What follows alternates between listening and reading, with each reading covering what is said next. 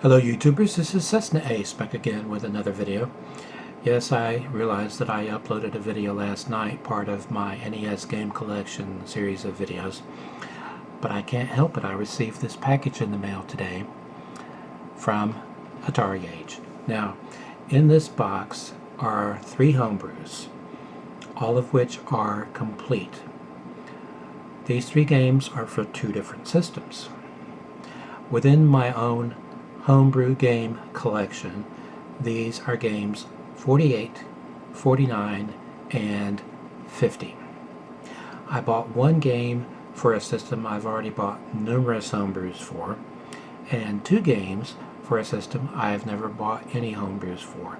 In fact, I've never bought any games for that system at all, unless you count the one game that I got as part of a lot of games that I bought on eBay a number of years ago. But I don't count it because I didn't set out to buy a game for that system. In any event, first up is a game for the Atari 2600.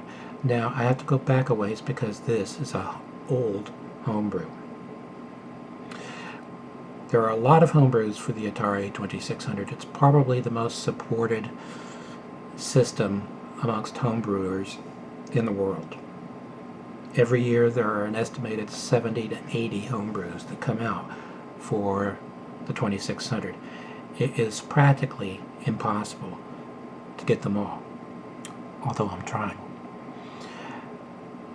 But in any event, in North America, the earliest example of homebrew being released in cartridge form that I know of was a game from Retroware that came out in 1997. It was released at a retro gaming expo, and that game was called Okie Dokie, limited to 100 numbered copies.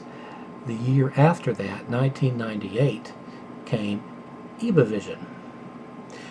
Ebavision also sold their games at retro gaming expos, and generally their titles were limited to 50 copies each.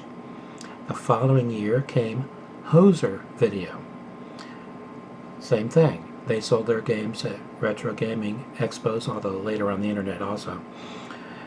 And generally theirs were limited to 25 copies initially. And yes, I know later on Hoser Video began selling reproductions of Ebavision titles on their website. However, Ebavision now lives at Atari Age, and a good thing too, because Atari Age does a good job with their reproductions. This game is from Ebavision. Power Off. This is release 5 from Ebavision. As I said, this is a reproduction, but it is a full-on reproduction. They didn't just slap it onto a cart.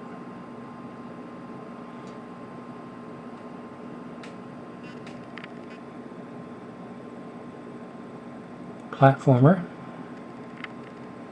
which they point out there, and also they wanted you to know that it was compatible, or is compatible, with the 7800, which is how I play my games for the 2600.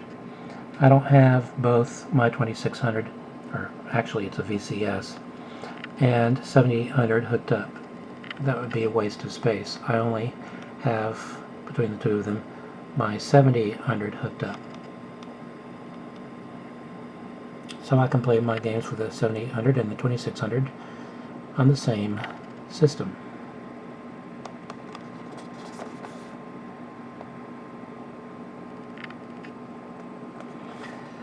Now, don't tell her,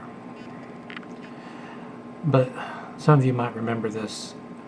Quite a while back, I sent Gamer Jitsu a boxed VCS. However, while the box was a box that I found at the flea market for the 4-switch VCS, and while it originally contained the 4-switch VCS, I did not send her the 4-switch VCS in the box.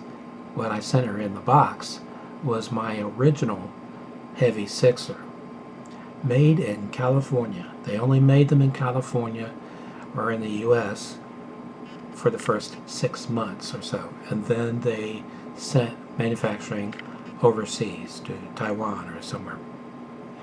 So I figured I would send her a bit of a bonus because Gamerjitsu and I are friends. So I sent her my original, and that one was fully tested before I sent it to her. And I sent her joystick controllers and paddle wheel controllers and games.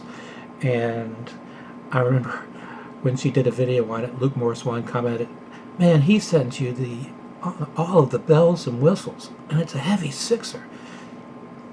So don't tell her that was my original Heavy Sixer, because I want her to think that was the one I got at the flea market. I also sent her a Sega Master System, but not my original Sega Master System, but one I bought on eBay especially for her, and I had it shipped directly to her. The same week, I think, Luke Morris One sent her a PC Engine, so she made out pretty well that week. Alright, total cost, by the way, of this complete in box, $25. It's currently on sale, but I don't know how long it's going to remain on sale at Atari Age, or how long it's even going to be available at Atari Age. But there's that. Okay, now you're wondering, what system did he buy Homebrew for, or 2 Homebrews for, that he had never bought any games for? Because, while I don't have a 5200, they do sell games for the 5200. But I do have a game for the 5200 that I did buy, Super Breakout. So it's not that system. They sell games, Homebrews, for the Atari line of microcomputers. Even though I don't have an Atari microcomputer, I didn't buy any games for it either, or them either. They sell ColecoVision games, Homebrews. I didn't buy any of those.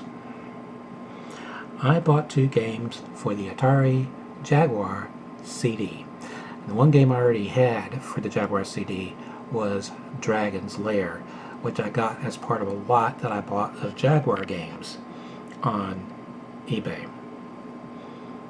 And some of those games went to Luke Morris One, because I sent him a box full of Atari. He had done a video, and he mentioned that you cannot get Atari stuff in Japan, which is where he lives. You just can't. Well, apparently I'm not the only one that took pity on him for that, because I wasn't the only one that sent him Atari stuff. In fact, I wasn't the only one that sent him Jaguar stuff. But somebody did send him a Jaguar. So I sent him some games. There was a lot of back and forth between me and Luke about which games he wanted that I had. I know I sent him Sensible Soccer. He said he wanted Raiden, so I sent that. But it turned out that just before that arrived, somebody else sent him Raiden, so he got 2 copies of Raiden. And Sensible Soccer, Raiden, and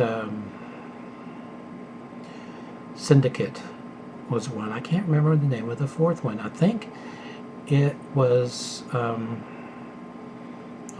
Tempo or something like that. Not Tempo, that was for the 32X. But it was a game like Tempo. My mind is going. But anyway, I need to replace those games. No, I would not ever send Luke Morris One Club Drive. I know some of you might think, well, why didn't you just send him Club Drive or Checkered Flag or one of the really bad games for the Jaguar? Because I wouldn't do that to Luke. Well, okay. Can I go ahead and show these? I've delayed long enough. And not on purpose either, I just naturally ramble. This is called Jaguar Collection 1.1. This is a collection of 4 homebrews for the Jaguar CD from 4 different teams of developers. I think one of them, I'll get into that in a minute.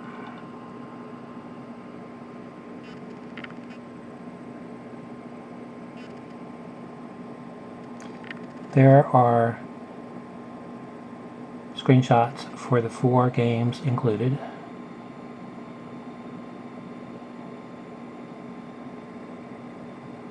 And then there is a early build, a prototype of a game simply codenamed 2, although Atari Age refers to it as Project 2.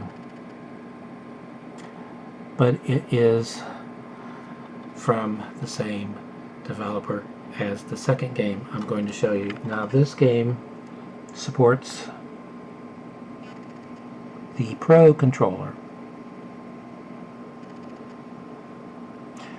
but you should be able to use the regular controller because the Pro controller, while it had 3 additional fire buttons, you had, in addition to A, B, C, X, Y, Z, and then left and right shoulder buttons, which I don't have that controller yet, but they mapped with a lot of games what would be used for those to the number pad, so you can access them either way.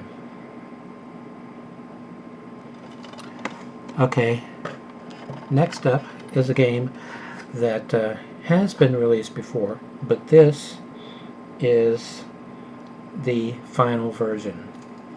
That's what they're calling it anyway. This is Kobayashi Maru, which Star Trek fans should appreciate.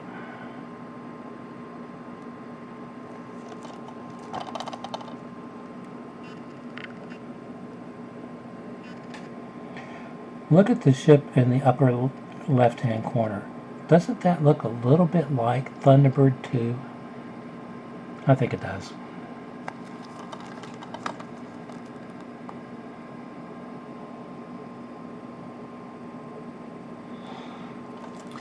Now, Reboot is the company that has something called Project 2 in the works, and it's supposed to be a shmup.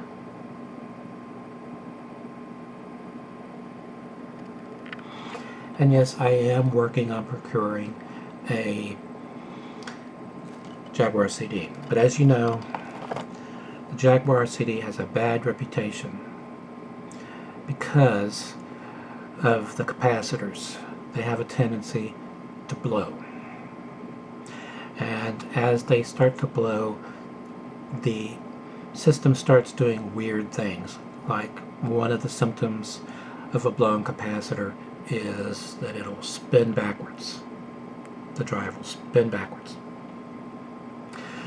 The guy who has a Jaguar CD is testing it thoroughly to make sure all of the capacitors are good. So, I mean, he doesn't want to sell it to me and then have it die when I get it home. Although that might happen anyway with the Jaguar CD. They were supposed to make a second batch of them that corrected that problem, but they never got around to making that second batch, or at least they've never confirmed that a second batch was made. The Jaguar CD came out right at the tail end of Atari's support of that system, so the chances of a second run of Jaguar CD drives is negligible. Alright, until next time, remember to comment, rate, and subscribe, and also to stay awesome.